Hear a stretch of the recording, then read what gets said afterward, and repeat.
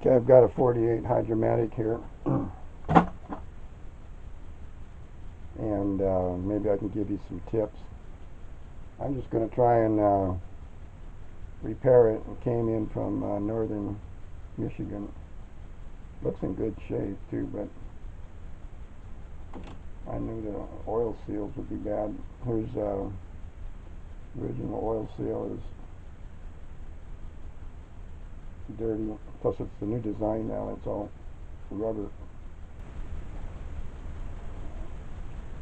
The old one was here.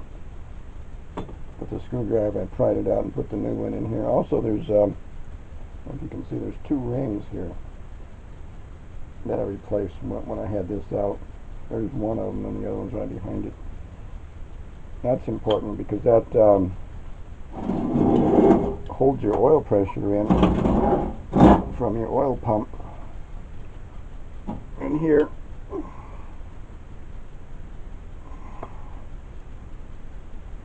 they go right here, and this needs to be in good shape, smooth here. This is where those two metal rings go, and if this is rough right here, it'll leak like crazy.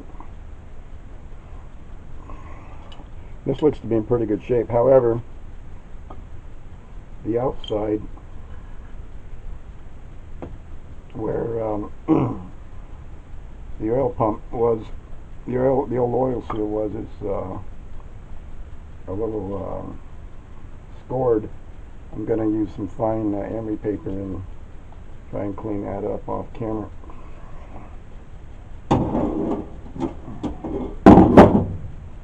Another thing I did, I lost there's a little paper gasket, round paper gasket goes here, and I lost the one that was in it, and plus the new one in the kit.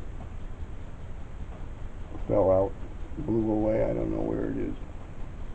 So, no problem, I'm going to use a little number 2 to form a gasket to put there. It'll work. Back, I think I'll use my finger. So that's a tip. Make sure the gaskets don't blow away.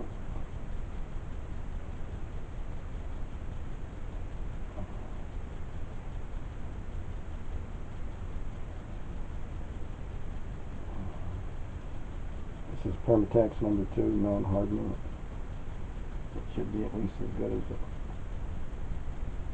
paper gasket.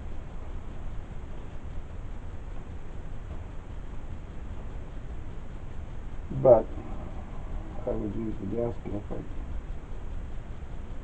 I had it. So,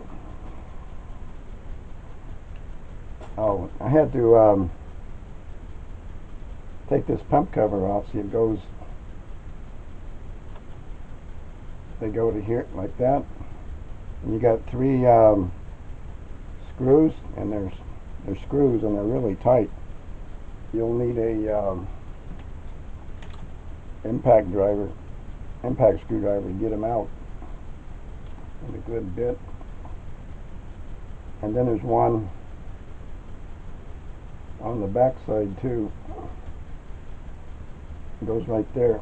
So you got 4 holding it, these 2 together, and they're all just screws. So you'll need a impact screwdriver to get them out and hit them hard with a hammer. See what else can I tell you. So anyway, I got this out. According to the shop man, you're supposed to take everything apart. But I found if I loosened this front servo a little bit and took this pipe off, then I could slide the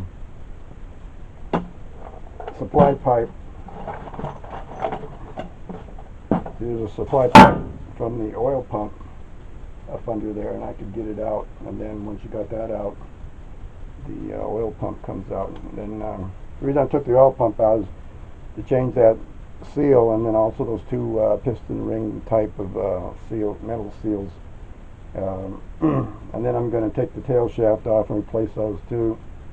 And then I'm going to hope it works. It looks in really good shape. I'm going to hope. Good thing I did. There's the pan untouched. And there was very little metal debris from gear wear here, or clutch friction coming off, friction facing coming off. So to me, I estimated 20 or 30,000 miles on this transmission since it was overhauled. So I'm going to take a gamble here, and what you can do, you can take this off and do air pressure checks. I'm not going to do that. You take the valve body off and then you introduce air into the port so you can hear things engaging. I'm going to replace this seal and that seal, gaskets, those two piston, those metal rings look like piston rings. Effect. Some old ones to show you. I guess not. I'm going to put this. Another thing you need, a little tip. This oil pressure relief thing comes in from the side after you get the oil pump back. I got to put these together, but it's supposed to slide easily in and out there. Make sure you don't bugger that up, because if you try and screw it in off, when it's off a little bit, you bugger it up and then it's stuck. This has got to move freely. So after that goes back in, you're going to put this in. So I think I'm going to do all that and turn the camera off.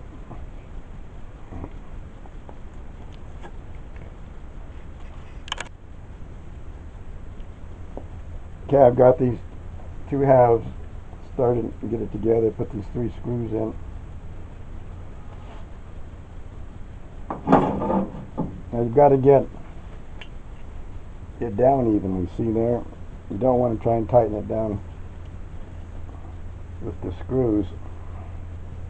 Just kind of tap it into place with a small hammer or something.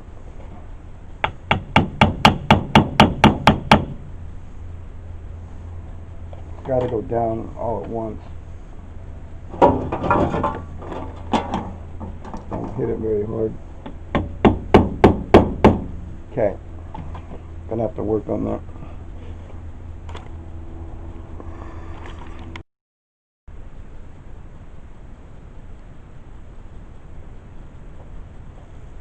Okay, I got it together.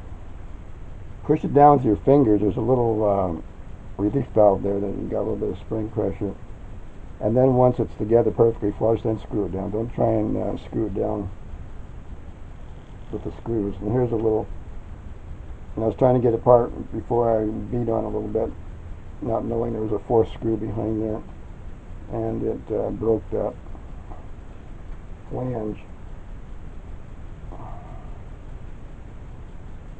I think I can slide it in when I'm putting it in, and so that's the bad news for me. The good news for you is don't hit anything on this with a hammer except the screws.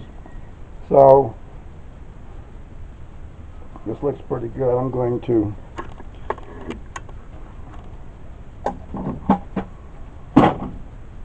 put it back. Now, taking this apart, there was three snap rings that were kind of hard to get out.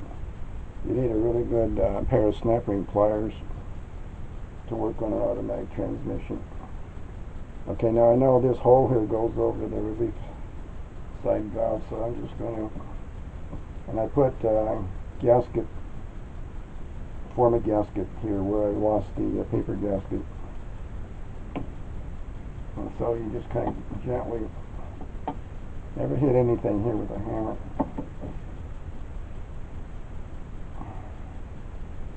Get it back. There. And I'm looking over here to make sure the,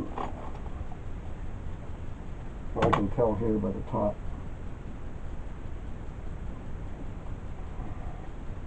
Also, this needs to go in a little bit further.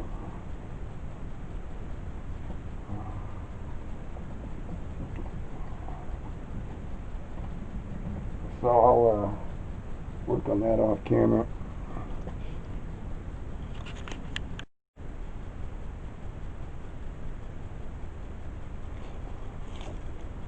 Okay, I got this back in, and that little broken piece is right here. I tap that in.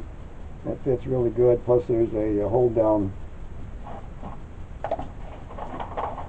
bolt goes right here. I'll just put the washer here will make sure that stays in there. So I think I'm okay on that.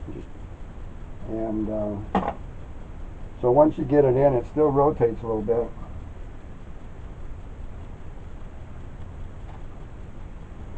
And you got to get your pressure relief valve back in. And make sure it's centered.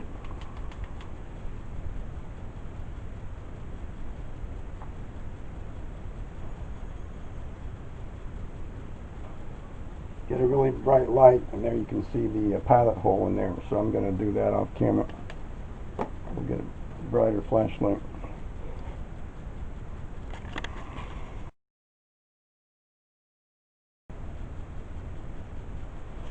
Okay, remember when I told you there's a fourth bolt goes in behind? Well, I forgot about that, so I had to take it out. So I'm making these mistakes for you so you don't have to. But anyway, it goes in from the back side of the oil pump, right there, and it has to be really tight. Now you can use a impact. In case you didn't know, if you turn it to the left, you loosen it. Turn it to the right, you tighten it. And you can feel something moving inside there. So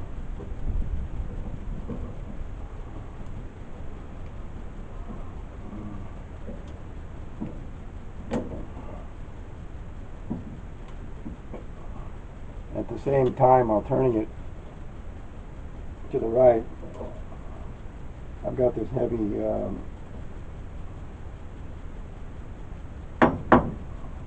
vice clamp.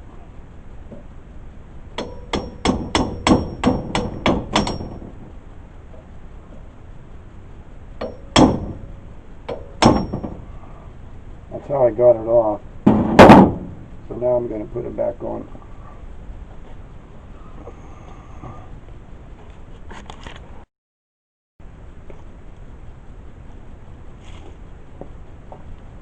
Okay, I got it back in. I've got that screw tight on the back side. I'm going to hit these with a hammer after I get everything lined up.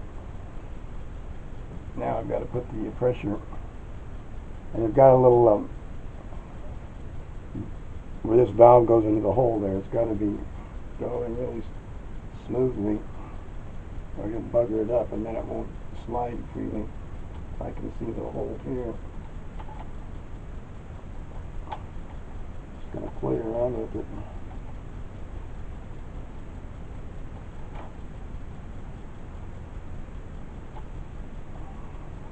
So anyway, I'll do that.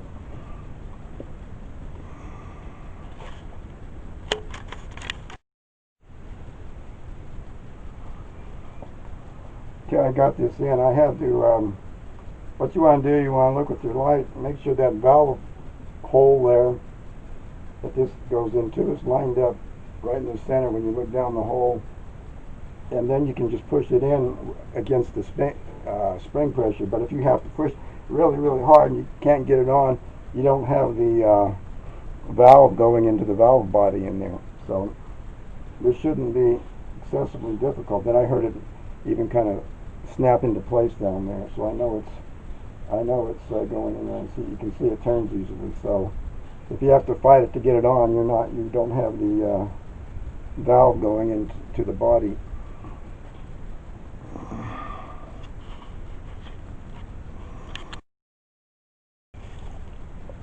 Okay, now I'm trying to get the supply pipe that supplies oil pressure from the oil pump to this front servo here. I've got it in the bottom there, and then I kind of loosened it and raised it up as far as I can. The shop manual tells you got to take all this other stuff off, to get this off the rear servo. I'm going to see. I did get it out like this. I'm going to see if I can't persuade it to go in there. I'll do that off camera.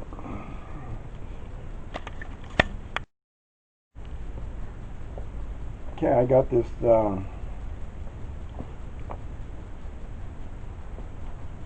front servo in. What I did, I kind of wiggled it back and forth, and then I grabbed it, tapped on it a little bit, and then when it went down almost all the way, then I put, see what this is doing, this applies the front band, you can't see it there, but, so, now I'm putting the supply pipe back on.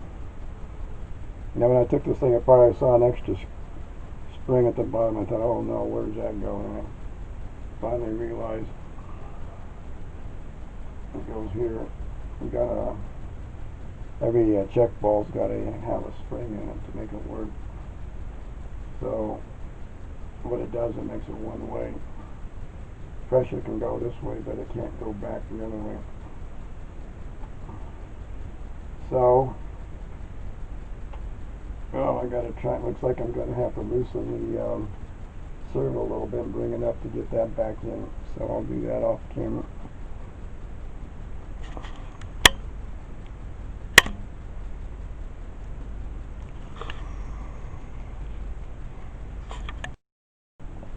Okay, I got it back in. What I did is I took the ball out of the pipe and put it in the servo body and held it in, and then that gave me a little more extra room. Then I could push this down, and it's turning pretty good. I did loosen the servo, but you can see it. So it's got that check ball in there, and it turns really nice, so I know it's centered and everything.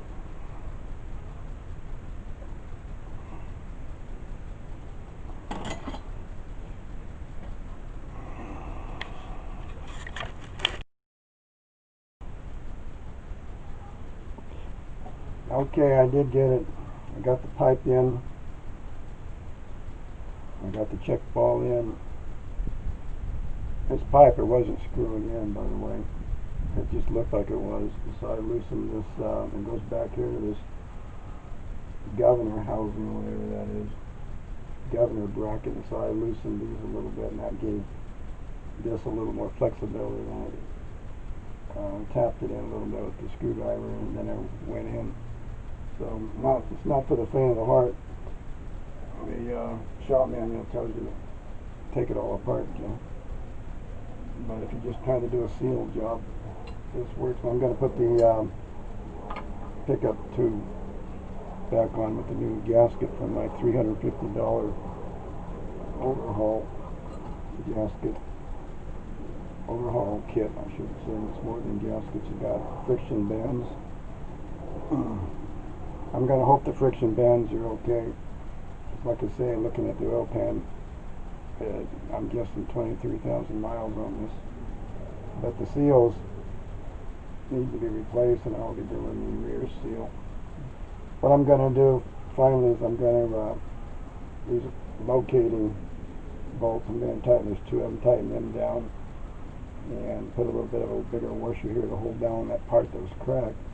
That should be just fine. And then use the impact driver to get those three screws tight. And after that, then I'll start taking the tail shaft off.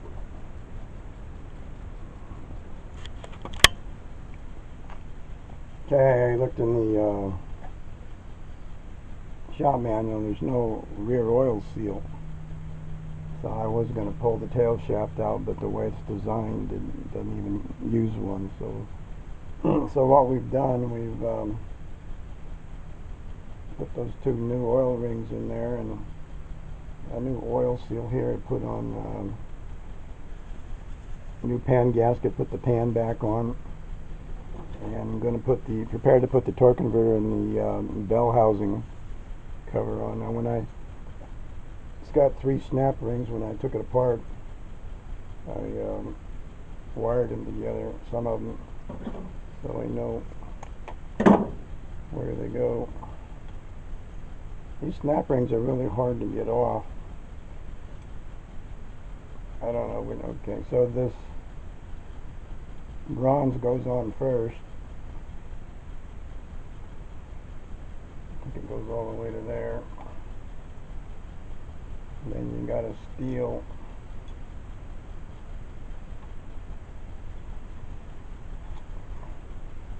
ring, and then the snap ring Well, I've got two steel rings on it, but it was wired together, so I know it must go there. Makes for a nice, looks like a shim. So anyway, to get this off, let me see if I can get it back on. I'm just going to have to kind of work it on. That's going to take some time, so I'll do it off camera, and then I'll come back.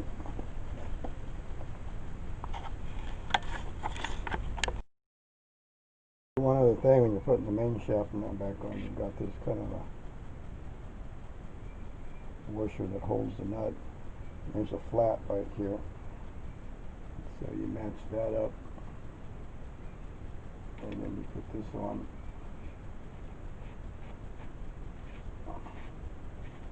Tighten it up, and then you pull some of this metal over it to keep it from the nut from turning. That's important to get that tight and get that locking washer to work.